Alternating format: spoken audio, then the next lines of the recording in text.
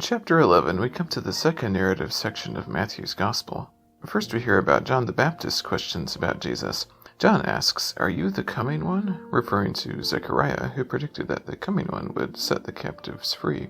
Jesus quotes 6 phrases from 6 different places in Isaiah: blind see, lame walk, lepers cleansed, deaf hear, dead raised, good news proclaimed to the poor, that all end in set the captives free. But Jesus doesn't say that part, which is Jesus' way of saying, yes, I am the coming one, but I'm afraid that you are going to die in jail, John. Then Jesus adds, "Blessed is the one who does not fall away on account of these difficult words." The difficult words are in fact the words that Jesus did not repeat.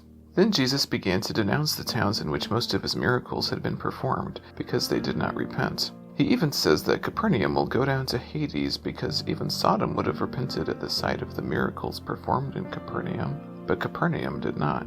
He also says, "Come to me, all you who are weary and burdened, and I will give you rest. Take my yoke upon you and learn from me, for I am gentle and humble in heart, and you will find rest for your souls. For my yoke is easy and my burden is light." Now, what was Jesus' yoke? Well, women carried water using a shoulder yoke to carry 2 jars with the same effort as a single jar on the head. A rabbi called his approach to scriptures his yoke, that is, the interpretive tools he used to make interpretation easier. The rabbis called the text living water, and so the yoke helps to carry the water.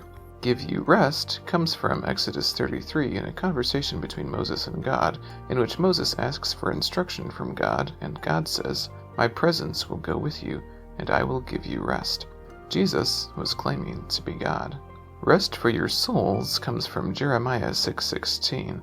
"Stand at the crossroads and look, ask for the ancient paths, ask where the good way is, and walk in it, and you will find rest for your souls." He is saying that following him is the true fulfillment of the law.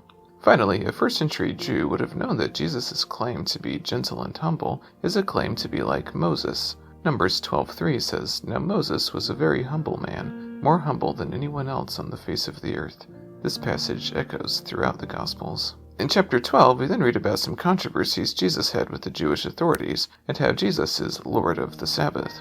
Jesus knows that the Pharisees want to kill him, so he leaves the area, but large crowds continue to follow him.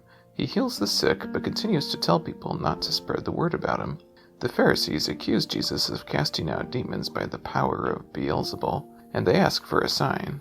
We also learn that Jesus' own family thought he was a little crazy and wanted to take him back home, but he says that his true family are the ones who listen to and obey his teachings.